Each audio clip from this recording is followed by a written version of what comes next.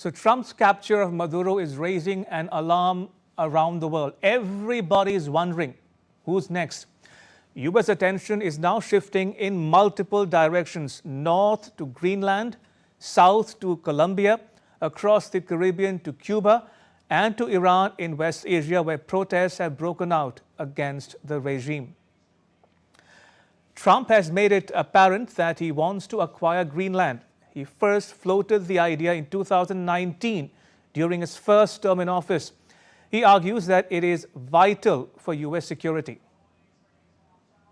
To take an action against Greenland. Well, I don't want to talk about Greenland. Let's talk about Venezuela, Russia, Ukraine, and we'll worry about Greenland in about 2 months. Let's talk about Greenland in 20 days. On Venezuela, we talk so much about energy. By the way, I will say this about Greenland.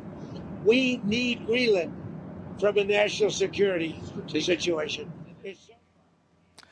Trump's Deputy Chief of Staff, Stephen Miller, says that the U.S. is a superpower that couldn't care less about, as he put it, international niceties. We're a superpower, and under President Trump, we are going to conduct ourselves as a superpower. You can talk all you want about international niceties and everything else, but we live in a world, in the real world, Jake, that is governed by strength, that is governed by force, that is governed by power. Miller's wife, Katie, didn't help matters by sharing a controversial image of a Greenland map in the colors of the U.S. flag on her X account, literally hours after the capture of Maduro. The image was accompanied by a single word above it: soon. Now, this has sharpened the tensions with Denmark and Greenland. Greenland's Prime Minister Jens Frederik Nielsen says Katie Miller's post is disrespectful. And major European powers and Canada have rallied behind Greenland, saying that the Arctic island belongs to its people. Separately, Denmark's Prime Minister Mette Frederiksen has warned that U.S. bid to annex Greenland will result in the end of the NATO military alliance. I believe that the American president should be taken seriously when he says that he wants Greenland. But I also want to make it clear that if the United States choose to attack another NATO country military, then everything stops. This is including our NATO and thus the security that has been provided since the end of the Second World War. Now, Greenland is the world's largest island. It is a semi-autonomous territory of Denmark with a population of less than 60,000 people. Greenland sits directly between North America and Europe along the shortest route for missiles, aircraft and submarines crossing the Arctic. During the Cold War, the U.S. built the Thule Air Base, now known as the Pacific Space Base, to track Soviet launches.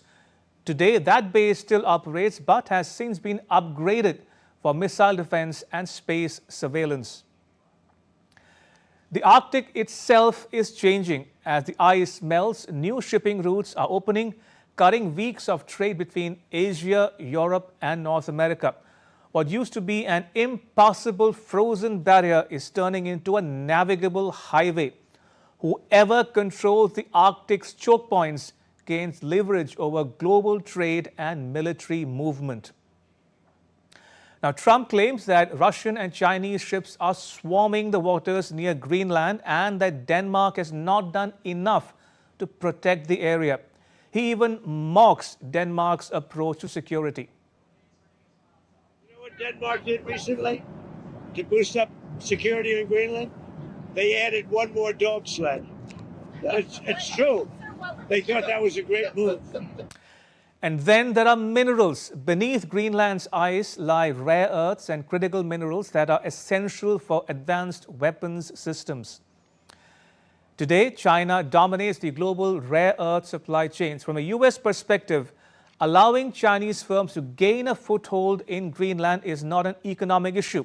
It is a strategic vulnerability. Alarm bells may also be ringing in Cuba, a longtime ally of Venezuela. Cuba has remained under U.S. sanctions since its 1959 revolution.